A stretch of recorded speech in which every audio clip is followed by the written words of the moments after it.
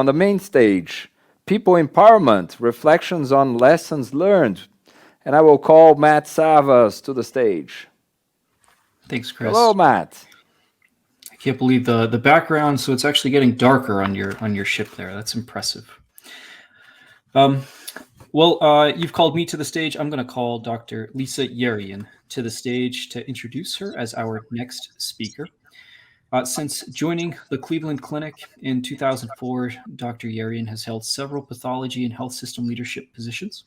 In her role as the Chief Improvement Officer, Dr. Yerian leads a team of improvement professionals who build an improvement culture and drive strategic improvements for patients and caregivers across the Cleveland Clinic. Under her leadership, the Cleveland Clinic Improvement Model was developed, tested, and refined as the roadmap for the organization to pursue a culture of improvement. The model is now used by other organizations within and beyond healthcare. She also leads access transformation and enterprise effort to easily and effectively connect people with care across digital, virtual, and traditional channels. Lisa, I will turn it over to you. Thank you so much, Matt. Can you hear me okay? Yes, I can hear you loud and clear. Terrific. All right. Hello, everyone. Welcome, and thank you so much for being here. A few weeks ago, I had a phone call with a friend. He came late. His face was flushed.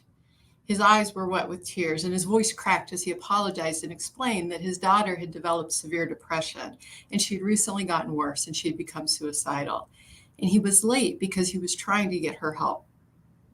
But the soonest appointment they could get was still a month and a half away. And he apologized that he couldn't stay and talk because he wanted to keep calling to try to get her a sooner appointment. And at the same time, he had to keep her from killing herself. My heart sank as I left that call. As a doctor and a healthcare leader, I felt responsible. As a friend, I felt helpless. I don't care about lean. I care about this. Despite all best intentions, including my own, the evidence is clear. Our healthcare system is badly broken. Today, 1 in 5 families tell us that they have difficulty getting the care they need, even when somebody is seriously ill. And the care they do get, even in our best hospitals, is still largely inadequate. This year, it's estimated that 42 million people will be harmed in hospitals getting care around the world. And at the same time, healthcare burnout is rampant. 56% of US public health workers report symptoms of anxiety, depression, post-traumatic stress. 8% contemplate suicide. That's not only sad, but it's scary. Our patients and their needs don't go away. What happens when our people do? These problems are complicated and they touch every single one of us. I know we all have stories like my friends. And I think these problems are probably not that different from the ones that we face in any of our industries. Problems of safety, quality, taking care of our people. In healthcare, this feels like a crisis. And Jim just told us that a crisis is good for lean. So what about that? I'll tell you that for years in healthcare, thousands of smart, committed people have been trying hard to use lean. You've heard from some of them today. But still, we've struggled to create that kind of true, deep, lean transformation that Jim talked about, the kind that sustains, the kind that changes our basic beliefs. And I'm not talking about a project or a model cell or even changing a value stream. That's no big deal today. We can all do that. I'm talking about the kind of real, impactful, cultural, and operational lean transformation that sustains and grows. And in doing so, transforms an organization and can transform an entire industry. The kind we know is possible, we've heard about, some of us have seen, and in healthcare we so desperately need because we still harm too many and serve too few who need our care with a work environment that's truly untenable. Yeah, we have lots of bright spots. We come to conferences like this and it's fun. We share success stories and we learn from each other and we get excited and we get inspired. But in reality, strong living examples of the kind of sustained lean transformation we're talking about are vanishingly few. Those have proven elusive in any industry. And I wonder if we're ever going to be able to confidently, reliably create it. Done well, lean thinking gives us the power to change the world, but we know that's not a given. We'll only achieve it if we, the people here today, the community of lean practitioners, have the courage to find and face the real opportunities that get in the way of our lean work. Jim said we have the best methods, and I agree with him. I don't think this is about the methods. It's about us.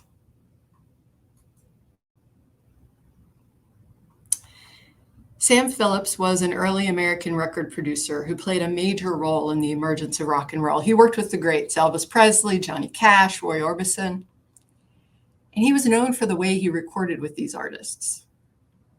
Don't worry about the mistakes. It's about how they feel when the record stops playing.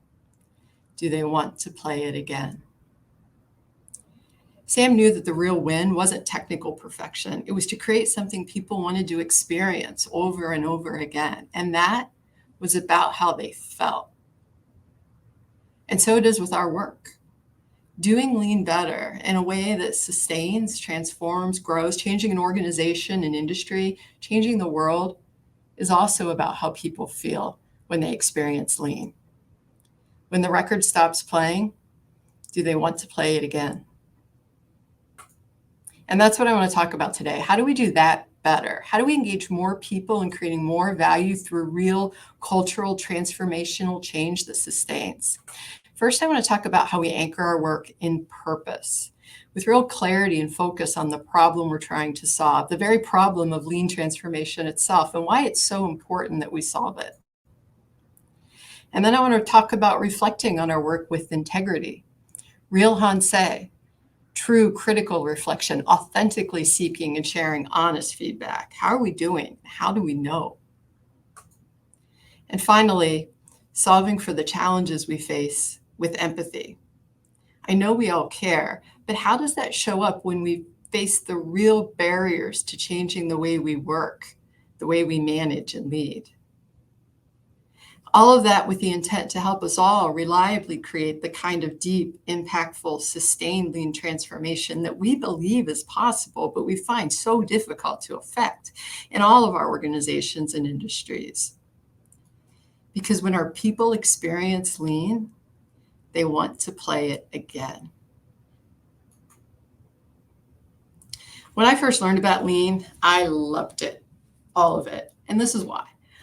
I grew up in rural southeastern Ohio. I'm a first-generation college grad, and healthcare was a luxury that many families, including my own, didn't always have. The healthcare we did have was inconsistent and sometimes dangerous. There were 66 people in my class, and 4 days after graduation, one of us, Jamie, died from complications of a procedure that I now know he never should have had. 6 weeks later, the doctor called Jamie's parents to apologize for hiding the error.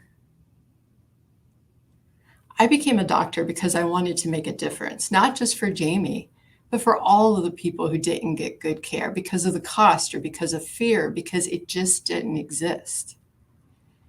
But I realized that as a doctor, I could only help maybe 40 or 50 people a day.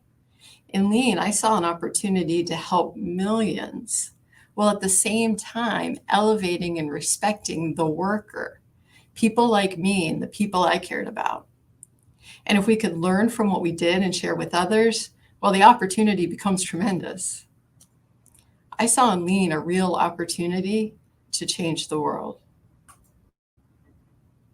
So you can imagine the thrill I felt when I finally got my dream job to build a culture of improvement across the Cleveland Clinic, a large not-for-profit health system, 77,000 caregivers, caring for millions of patients in 4 countries.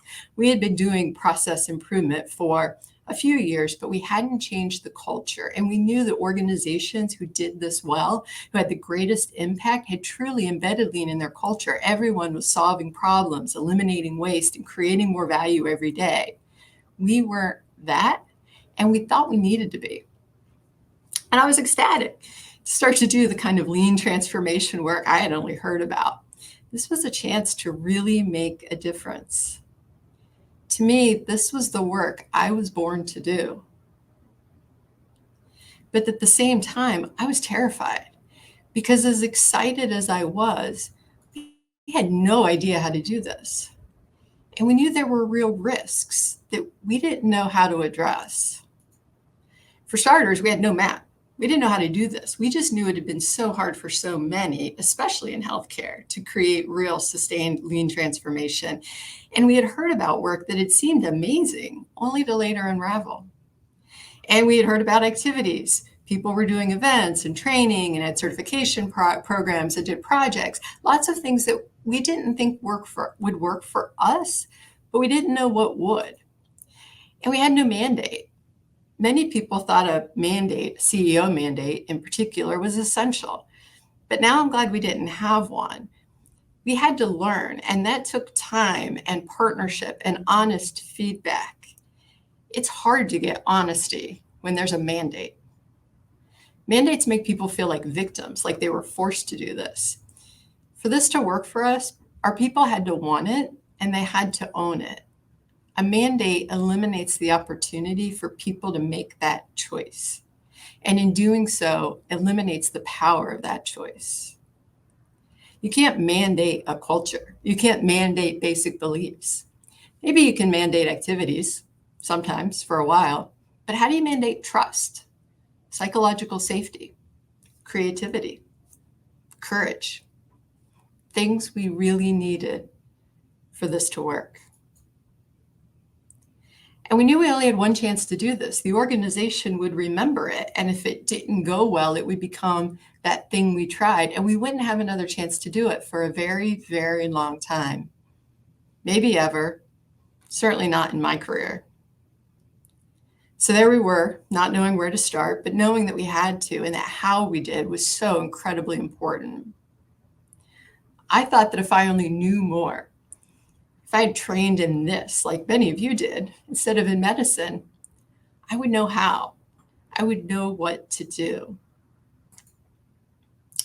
Many years later, we were invited to dinner with another organization. They wanted to kickstart their own cultural transformation, and they had heard about us, so they flew to Cleveland to see our tiered daily huddles and to talk with us and get our input on their plans. And so they flew in and we went to dinner, and excitedly they talked about everything they had planned. They were doing kickoffs and parties and training, and they had posters and slogans, and they were planning all kinds of things. And we listened, and I was fascinated by their enthusiasm and the incredible detail of their plans. And then as our plates were cleared, the team finally paused. They wanted to know what we thought. And as I drew a long breath to organize my thoughts, my friend and colleague, Nate Hurl, simply asked, "What is the purpose of your transformation?" "Wow," they said, "that is a great question. We should think about that." They were planning a transformation without a purpose. They spent all their time and their energy on what they were going to do. But they hadn't considered the why. When we started, we were very fortunate to know others in this lean community. And I had a conversation at the time with Mark Wright, who's an experienced lean leader from another industry. And I told him we wanted to build a culture of improvement, probably because I was so excited, but also perhaps because I thought that he would share with me the lean playbook or the secret map to lean transformation. He did not. Instead, he said, "Well, Lisa, it sounds like you need to do an A3 on that." So simple, yet so incredibly powerful. As I mentioned, I had thought this was a knowledge problem, that if I just knew more, I would know what to do. But in time, I saw that this problem couldn't be solved with knowledge alone. We needed to do our own thinking, and we needed to anchor that thinking in our purpose and find a path to achieve it in our environment. Mark gave us a tool that helped us do that. I had heard of A3, but I had never done one. I don't think I had ever even seen one, but I got a book and a large piece of paper. And this is that A3. It was incredibly novel in our organization where everything comes in snazzy, polished PowerPoint presentations. This was very different. It was messy and it was clear at the same time. It was authentic and it wasn't seen as a final product. People could actually see the thinking and they could contribute to it. And I began to notice that people would lean in if I wrote on the A3 as they talked. And then if I used a different color of pencil, they could see exactly what I was incorporating from their thinking and they would lean in even more. This is very different from how we would usually work. We used PowerPoints on screens and meetings and we would ask for input. And then we'd all leave the meeting and check the box because we got input, but you had no idea what was actually heard. Hearing input and actually showing how I was hearing it was important because this was a change. And although I was super excited, not everyone was, even in my own lean team. But perhaps most importantly, that A3 kept the purpose of our transformation right in front of us all the time. Now, if I were you, I'd be sitting here thinking, well, of course, you have a big problem, so you know you have to do an A3. But I want to question that a bit. Do we really for our own work? Or do we just tell others to do them? Do we practice our lean behaviors on ourselves for the most important and challenging work we do, like transformation? In my experience, it's pretty uncommon. Or do we say, oh yeah, we think that way, but it's just in our head. We're just not writing it down. What would happen if we did write it down? What Mark did for us was invaluable. That A3 helped us clarify our problem and anchor our change to a clear sense of purpose. And he did it so simply, so humbly. It wasn't a gotcha. He wasn't showing off or pointing holes in our work. Yes, I've seen that. It was just a nudge, but it helped us find a path and stay on it as we worked and learned and faced more problems. But this isn't really about the A3. It's about us and it's about the path. And I don't think the path to lean transformation is so clear that we can just go do it. Do 5S, then do standard work, then do visual management. Is that really going to get us there? From what Jim said, it's not working so well. The path to sustain lean cultural transformation, it's hard, it's treacherous, and it is so easy to slip and get off course. How do we help each other across all of our industries? Find it and follow it. How do we help each other achieve that sustained lean transformation that we believe is possible? I don't know the answer, but I don't think it's ever going to be about the what. I think it's going to be about doing our own thinking, anchored in a purpose that's clear and meaningful to ourselves and to the people we're working with. And even if you have the knowledge I so coveted, I think it's really hard to do that on your own. We were super fortunate to get the nudge from Mark. How do we all do what Mark did for each other? For us, the purpose of our transformation was our care and delivering on the promise of safe, timely, compassionate care for every patient. And we articulated a vision that we've held to this day. Every caregiver capable, empowered, and expected to make improvements every day. Capable is not just trained, it's truly capable of seeing problems, talking about them openly, and solving them to their root. Empowered doesn't mean you're permitted. It means that we've thoughtfully created a clear, viable path to improve that actually works. That means a time and a place and a method that everyone can use to make a difference. And expected means if you're not making things better, you're not meeting our expectations. And it's not a management thing or a leader thing or a frontline thing. It's every caregiver. And that tagline, every caregiver, every day, became our target for the organization and for each team that we could use to work towards and check our work against as we reflected. Are we getting closer? Are we getting further away? And we found that reflection to be incredibly important. In the A3, we had developed countermeasures to the barriers we could find in our culture, but these were just hypotheses. We didn't know if they would work or how well they would work or how to improve them. We could only learn those things through that true critical reflection, not checking the box for feedback or input. It's reflection with integrity. I recently had a call with a leader from another health system, and we were connected through a colleague, and I was told that they wanted to talk about tiered daily huddles. They wanted me to help articulate the value to their leadership, which sounded a bit to me like, help me convince my boss to do this. So I got on the call, but it wasn't the improvement team or the lean team leader as I expected it to be. It was the CEO. And she asked me to explain the value of tiered daily huddles. And she went on to explain her leadership team did daily safety briefings and weekly operational calls. And they had all these different times and places where they talked about safety and quality and problems. And she felt that all these things were working very well. She didn't see the value of adding tiered daily huddles to her leadership team's already full plates. And she wanted me to tell her why she should. She was looking for an answer. I didn't really have one. So instead, I asked a question, the same question Nate had asked years ago. What is the purpose? Why do you want to do tiered daily huddles? She said, what do you mean? I said, well, I don't know you or your organization that well, but it sounds like you're already doing lots of things.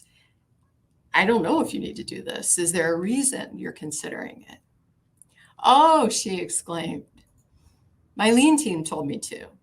And when they didn't see what it added to what we already do, they asked me to talk to you so you could explain it to me. Now, please don't get me wrong. Don't go home thinking she said we don't need tiered daily huddles. We do them. We love them. My point is we don't do them because they are the next item on our lean roadmap. They serve a purpose. They solve a problem that we found through reflection.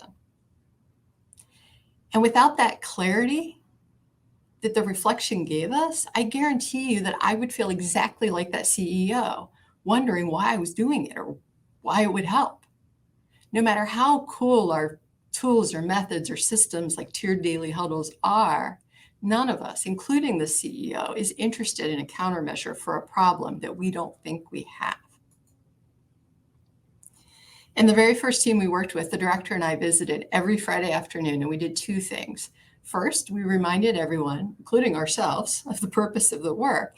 And two, we reflected with the team. How are things going? What's working? What's not? How do we do this better? We wanted to practice and model the type of reflection that we wanted to anchor in their culture, but we also really needed to learn. This practice helped us develop strong, trusting relationships with the team. And in time, they began to talk more and more openly. And that candor was really important because it helped us know what other systems to develop. We started with a few problems, and when they started to see them improve, they wanted a way to identify and prioritize and solve all their problems. So this pool spurred the development of a Kaizen system that we use across our organization today. And then they asked for help prioritizing which were the most important problems to solve, which spurred the development of an alignment system. That's something that might not seem like a big deal to you, but something that we had never had. In each case, the systems we developed were developed because the team experienced a new challenge. They had a problem that they wanted to solve because they were experiencing it. So when we built things, we knew why we needed it and that we needed it. And that why was never because it was the next chapter in our lean playbook. We may all be seeking lean transformation, but our current conditions and our barriers vary dramatically. And therefore, the countermeasures, the tools, the systems, the behaviors, how to use them, how they're experienced also differ. And we have to figure that out for ourselves, each of us. Figuring that out requires sincere, critical reflection, honest determination of the current conditions. We say meet people where they are, but do we really know without that? When we reflect critically, we find what gets in the way, we have to solve for it. And through that, we need empathy, not just to care, but to truly understand and share the feelings of another.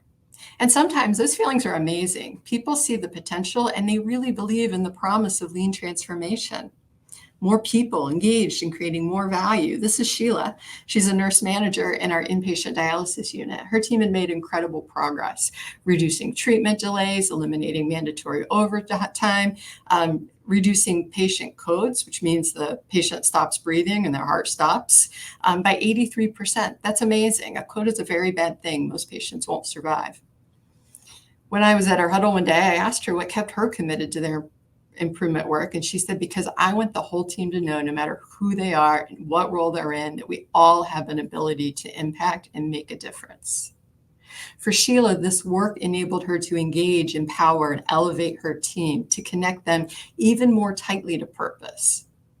Reactions like this are some of the most rewarding things I see. When we started the work, I expected it would improve care for our patients, but I had no idea what it would mean for our caregivers.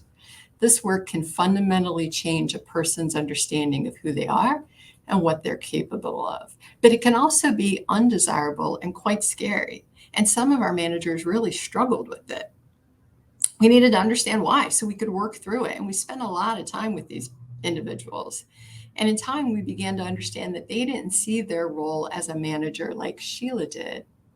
They saw themselves as heroes who rescued their team from problems. Being a hero was how they understood their role and the value they provided to their teams and to our patients. It was the value they saw in themselves. So what happens to that when teams are now empowered to solve problems on their own? We're asking people to change how they do their work, how they manage, how they lead, how they improve. That's uncomfortable and frightening when you're giving up your very sense of who you are. And it's a really important problem. It's not rare for us, and we have to solve it. And for that, we need empathy. Well, what do I mean by that? I mean something very different from what I sometimes see. It's not judging people for not seeing lean the way I see it and not getting annoyed or frustrated because someone's not doing what I think they should do. And it's not feeling sorry for myself, thinking I'm a victim for not having more Sheilas in my organization. And it's not even sympathy. Author Brené Brown describes empathy in terms of a pit. Sympathy means you're in the pit and I'm looking down on you. And yes, it's crummy and cold and I feel sorry for you, but I'm not going there. Empathy means going in. It's making that vulnerable choice to connect with somebody by connecting with something in yourself that knows that crummy, cold, dark, overwhelming feeling. It means I'm willing to feel it again, even though it's awful, because I want to connect with you. And as lean practitioners, we get to be the heroes all the time. My team and I are called on to solve the toughest, most vexing problems, and we get to solve them. And I love that. And it's amazing. And if somebody threatened to take that away from me, I would absolutely object. I know what fear of losing that looks like. That's what I get in touch with to understand what these managers must be feeling. And we had to learn to navigate some pretty big conversations about what being a hero really means with these managers, but with ourselves, and how being heroic, rescuing others, means that somebody has to be helpless. And we had to go in the pit together and figure out how we could co-create an even better scenario where nobody gets to be heroic and nobody has to be helpless. That was the only way we could get closer to every caregiver every day. I shared with you what takes me into the pit, loss of that ability to make a difference, to make things better, to be a hero. I'd ask you the same. What takes you into the pit? And how can you pull that forward the next time somebody isn't doing what you want them to do? This is where we want to be. All our teams solving problems, pursuing improvement like this on their own everywhere, because they want to do it again. It's not easy, and we're not there everywhere yet, but we know it's possible. We've seen it. For us, the key question is, how do we get there better, faster, and stay there? Sam Phillips didn't think it was about perfection, and I think he was onto something. I think it is about how the project that you did, not a win, but your overarching transformation itself. Is it something that people love doing, they believe in, they want to do, they value? And when they engage in lean, does that work sustain and grow? How do your teams feel when they hear the lean record? Do they want to play it again? Thank you. Thank you so much, Lisa, for leaving us with so many powerful questions for reflection. I think everybody will walk away with something to think about deeply. So thank you for taking time to share that with our audience today. Thank you for Chris. having me. Thank you, Matt. Thank you, Lisa.